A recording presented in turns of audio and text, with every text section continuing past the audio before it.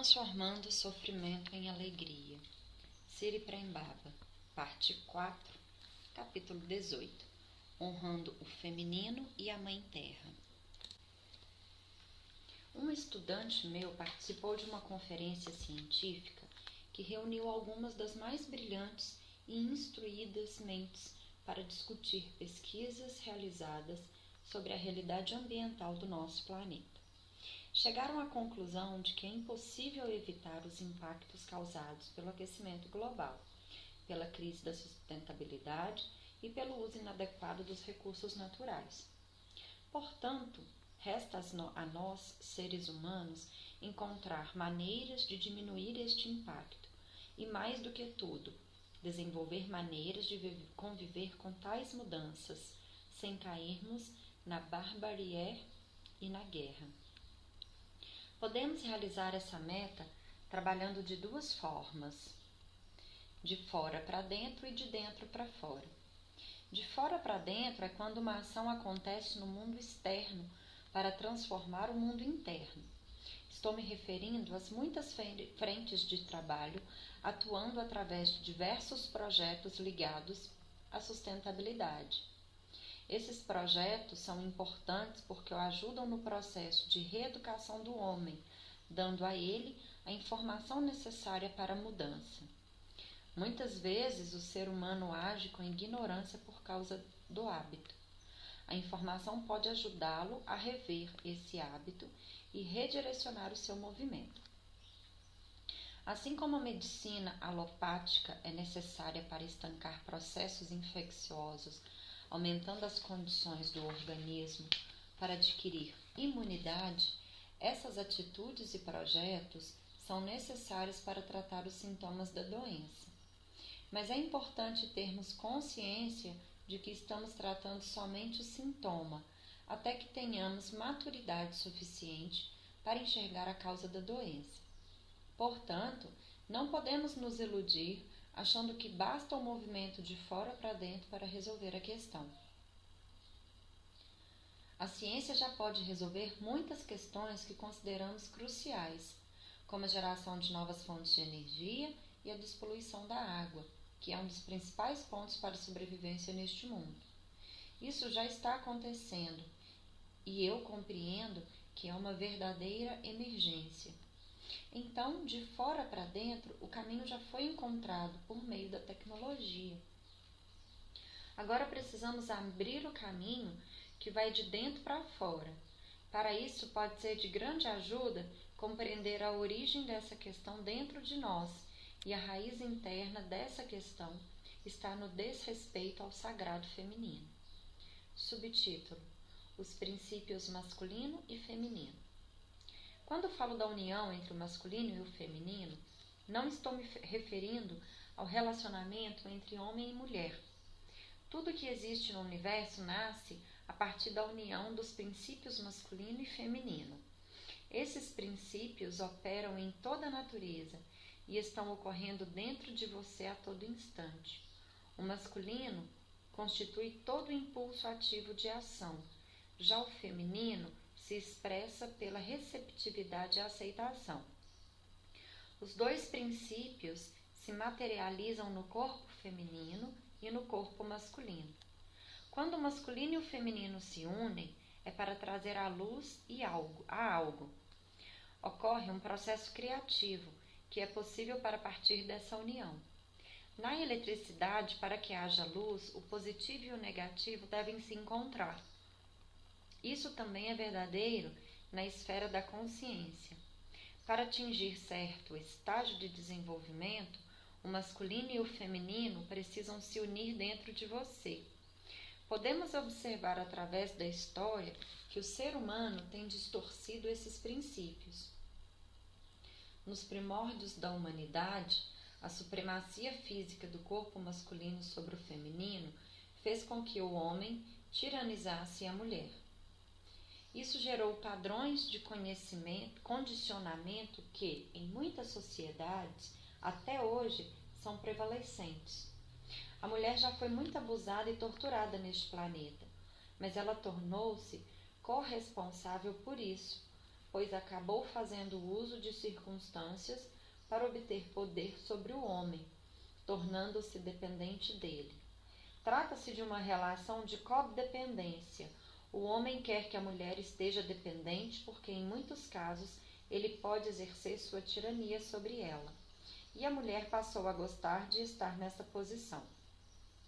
Assim, o princípio cósmico feminino da receptividade, da passividade e da aceitação se transformou em submissão. E o princípio ativador do masculino se transformou em violência e opressão. É justamente essa distorção operando num psiquismo que impede a criação positiva, porque não é o masculino amoroso e o feminino amoroso que estão se encontrando para construir algo, mas o masculino distorcido e o feminino distorcido que só geram destruição. Esse condicionamento vem se repetindo por eras. O homem cria estratégias para dominar a mulher, em todos os níveis, físico, emocional e espiritual, e a mulher desenvolve maneiras de valorizar o seu corpo, para poder ser uma dependente bem paga. Esse programa está instalado no seu sistema e se repete em você sem que você perceba, com raras exceções. Desta forma, a separação entre o masculino e o feminino no mundo externo é um reflexo da separação desses dois princípios dentro de nós. O caminho da união foi obstruído pela brutalidade cometida no passado, que é reeditada a cada nova geração. Apesar da evolução da cultura e do conhecimento, isso continua acontecendo. A separação entre o masculino e o feminino se perpetua através de crenças e preconceitos que ainda são profundamente arraigados na cultura ocidental. Somos programados para criar separação de diferentes maneiras. Por exemplo, a mulher possivelmente aprendeu através da sua família que homem não presta, ou seja, que não se pode confiar em homem. Uma mãe que foi machucada por um homem ensina a filha que os homens não são confiáveis, e a menina sente que tem que se proteger de homens de maneira geral. Essa é uma forma de reeditar o ódio e a separação entre os polos masculino e feminino.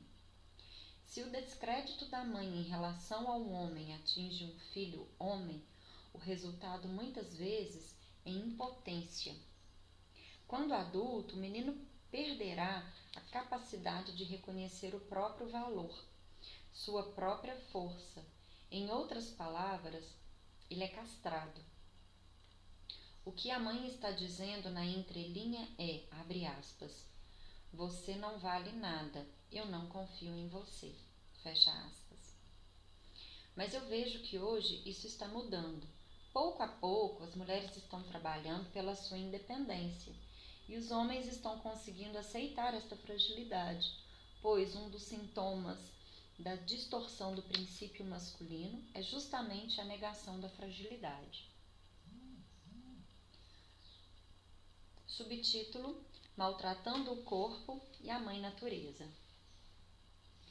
O descaso com o corpo físico reflete um descaso com a natureza, porque o corpo, seja da mulher ou do homem, é uma representação da grande mãe, assim como um ambiente.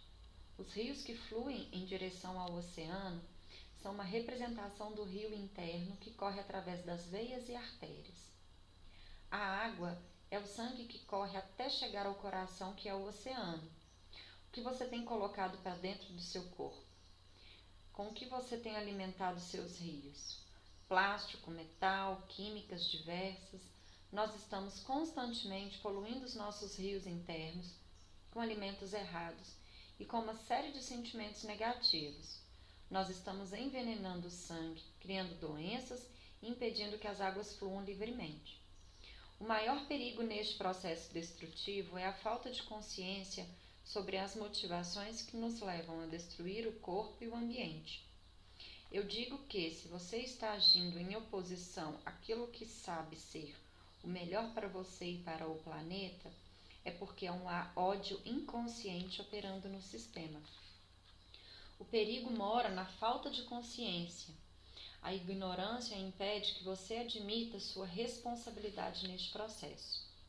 Enquanto este ódio estiver guardado no seu sistema, inevitavelmente você sentirá atração por uma alimentação tamásica, do termo sâncrico, que se refere à qualidade do intelecto associada à ilusão e à ignorância, sem oposição a outras duas qualidades da mente, que são a rajásica,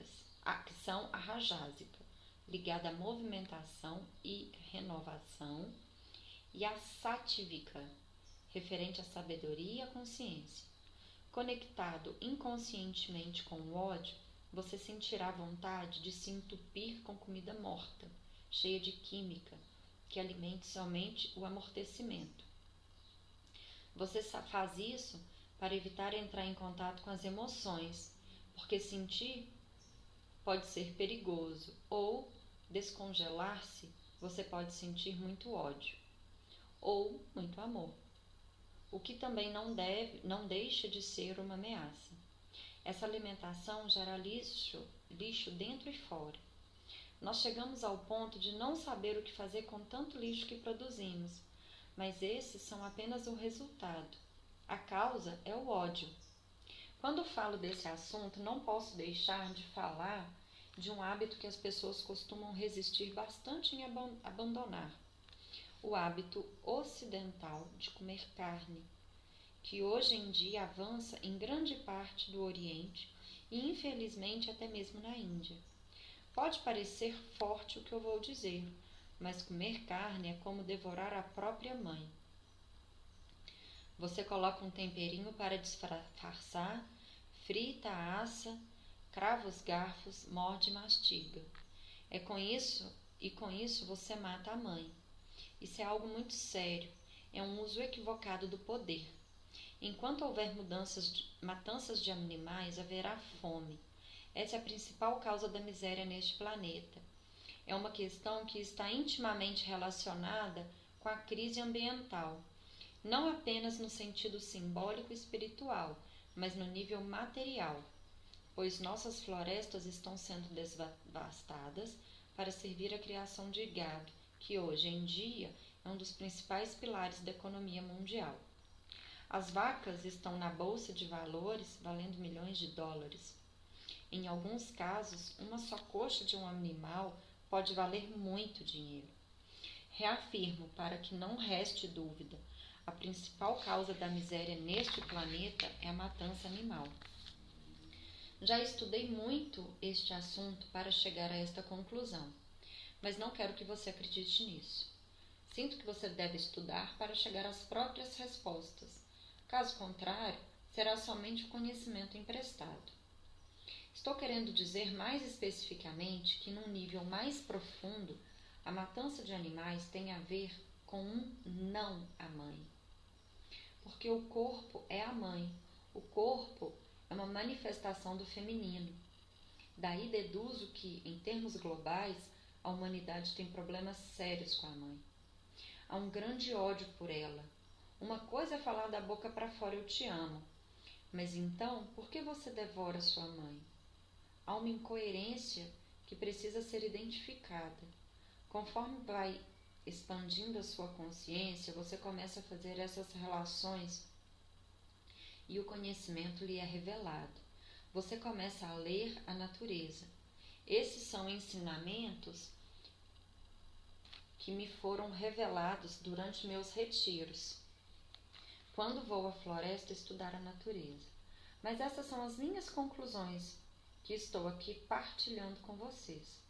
Como eu disse, não quero que você acredite nisso, porque quem simplesmente concorda ou discorda é um fanático. Tenho dito que o fanatismo precisa cair. Tudo que eu trago são referências para a sua experiência. Através da sua experiência, você pode tomar uma atitude. Há sinais desse ódio por todo lado. Temos testemunhado a devastação da floresta amazônica, que desempenha funções reguladoras importantes no ecossistema global, ou seja, na saúde global do corpo da Mãe Terra. Podemos ver as consequências dessa degradação com nossos próprios olhos. podemos ver o poder das madeireiras e dos criadores de gado, as queimadas quilométricas, a fumaça que sufoca os pulmões. Governo, ONGs e até empresas estão tentando mudar o caminho, mas o condicionamento é muito profundo e está impregnado com todo o sistema. Como vamos falar para os moradores da floresta pararem com a degradação e simplesmente confiarem em Deus, se na bolsa de valores a vaca está valendo milhões, se o sêmen de um único touro rende milhões? O que importa entender é que tudo isso, na essência, tem a ver com desrespeito ao sagrado feminino. Isso acontece há milênios e é somente a materialização da ignorância do ser humano. Você poderá ajudar-se a tomar consciência do que ainda desrespeita o feminino no outro e em si mesmo. Cada um faz o que pode de acordo com seu repertório. Por exemplo, fui ver uma médica com o objetivo de tratar o meu corpo e ela falou que eu deveria usar algum componente de animal para equilibrar o meu organismo. Respondi a ela que teria que ficar doente, se esse for o preço que eu preciso pagar para a ressignificação desse condicionamento. Eu aceito, pois não vou matar um animal para viver. Então fui falar com alguns alunos meus da área de alimentação para saber o que eu poderia fazer. Pensei que certamente deveria haver alguma fonte animal da mesma substância, e realmente existe. O que estava faltando era o conhecimento, e é por isso que estamos aqui juntos. Se você pode olhar nos olhos de sua mãe e verdadeiramente agradecer-lhe e reverenciá-la como uma manifestação do divino, eu duvido que com esse nível de gratidão você coma carnes, pois elas são manifestações diferentes da mesma mãe. Quando você verdadeiramente ama sua mãe, você também ama o feminino, incluindo a natureza. Subtítulo: Curando as feridas. Em um satsang, um homem me enviou uma questão dizendo, abre aspas, Amado mestre, tive uma experiência muito forte onde confrontei minha mãe e todo o ódio que sinto por ela veio à tona. Fecha aspas. Sinto que quando você chega ao ponto de perceber este ódio tão profundo, está aberto o caminho para curar a destrutividade. Racionalmente, você pode ter motivos para odiar sua mãe. Ela invadiu seu espaço, pegava suas coisas, abusava de você de várias maneiras. Mas entenda que isso são apenas reedições. Este desamor da mãe é uma reedição das dores que ela viveu na infância. A humanidade, de forma geral, se move a partir dos pactos da vingança e da distorção do feminino. É uma das estratégias do feminino distorcido. E uma das estratégias do feminino distorcido é abusar do papel da mãe, porque isso dá muito poder. Permita-se ir fundo neste ódio pela mãe, pelo feminino, para compreendê-lo até que esteja pronto para curá-lo. Antes disso, você pode reverenciar diferentes manifestações do feminino, como uma deusa ou a natureza, mas esteja consciente de que este amor ainda não é puro. Somente a cura da relação com a sua mãe vai proporcionar a purificação. Aprenda a reverenciar sua mãe e a enxergar o seu divino nela, independente das mazelas da sua personalidade. Quando isso ocorrer, você perceberá que o planeta Terra é uma manifestação da mãe. Ele é um ser vivo, então, ao acordar pela manhã e colocar os pés no chão, você o fará com reverência, porque sabe que está tocando este ser o que está recebendo. Cada pedaço do planeta é uma parte da mãe que está também realizando seu Dharma, ou seja, seu propósito mais elevado. O Dharma da Terra é abrir o coração de todos os seres e purificar seus corpos, para que possam lembrar que também são manifestações da divindade.